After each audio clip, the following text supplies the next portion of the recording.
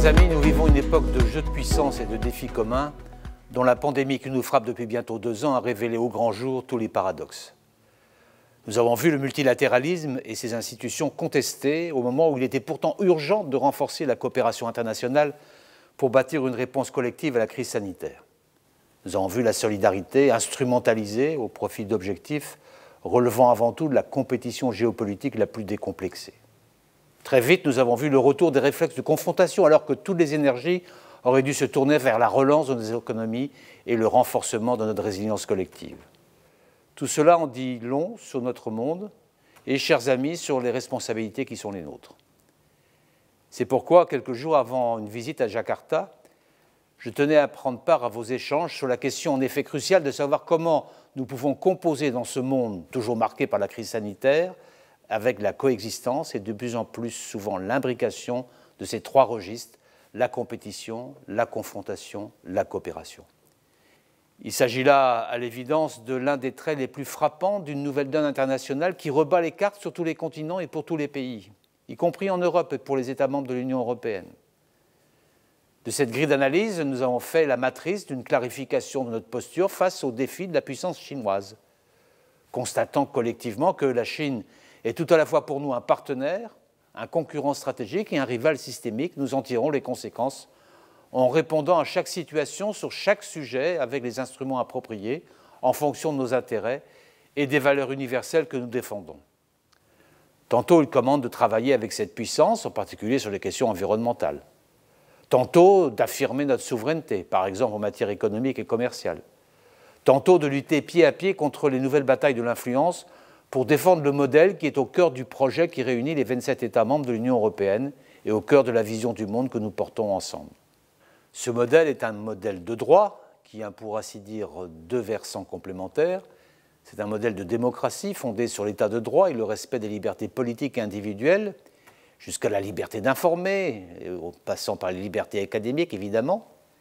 Et c'est le modèle d'une gouvernance mondiale fondée sur des règles définies en commun.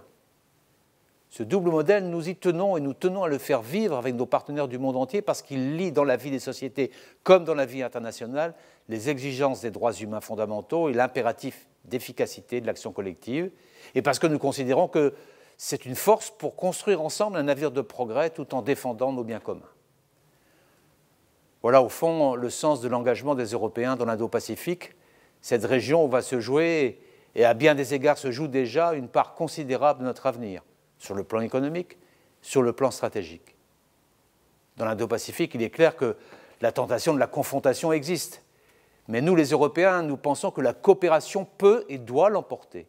Et au nom de cette conviction, nous sommes déterminés à faire valoir cette voie de coopération alternative dans une compétition des modèles que nous assumons. Une voie de coopération respectueuse de la souveraineté de chaque État, conforme au droit international et garante de la liberté de circulation en mer. La voie d'un multilatéralisme capable de montrer par des actes que l'Indo-Pacifique n'est condamné à subir ni les tentations hégémoniques, ni l'engrenage de la conflictualité. Parce que la France, je suis fier de le rappeler, est elle-même une nation de l'Indo-Pacifique où vivent près de 2 millions de mes concitoyens, nous avons toujours eu à cœur de servir de trait d'union entre cette région et l'Europe, en poussant nos partenaires européens à y voir un espace vers lequel l'Union européenne doit se projeter. Ces efforts ont porté leurs fruits, en témoigne l'adoption il y a 1 mois de la première stratégie européenne pour l'Indo-Pacifique. Et ces efforts se poursuivront, nous ferons de l'approfondissement et de la déclinaison concrète de cette nouvelle stratégie l'une des priorités de notre présidence du Conseil de l'Union européenne au premier semestre 2022. En février prochain, je réunirai à Paris mes homologues de l'Union européenne et de l'Indo-Pacifique pour un forum ministériel consacré aux questions de sécurité et de défense, aux enjeux de connectivité et de numérique et à ces biens communs essentiels que sont notre santé et notre planète.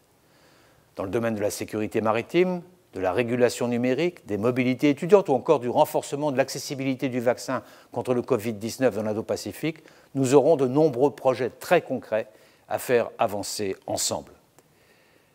C'est dans la perspective de ce renforcement de l'engagement des Européens aux côtés de leurs partenaires de l'Indo-Pacifique que je serai la semaine prochaine chez vous en Indonésie pour une série de rencontres et d'entretiens, à la fois parce que je sais que nous partageons avec les responsables indonésiens des vues convergentes sur de nombreuses questions que je viens d'évoquer, et parce que nous voulons être aux côtés de l'Indonésie tout au long de ces présidences du G20, puis de l'ASEAN, qui nous offriront de très belles occasions de travailler ensemble pour un Indo-Pacifique libre et ouvert dans un monde de multilatéralisme, de coopération solidaire et d'action collective. Je vous remercie de votre attention.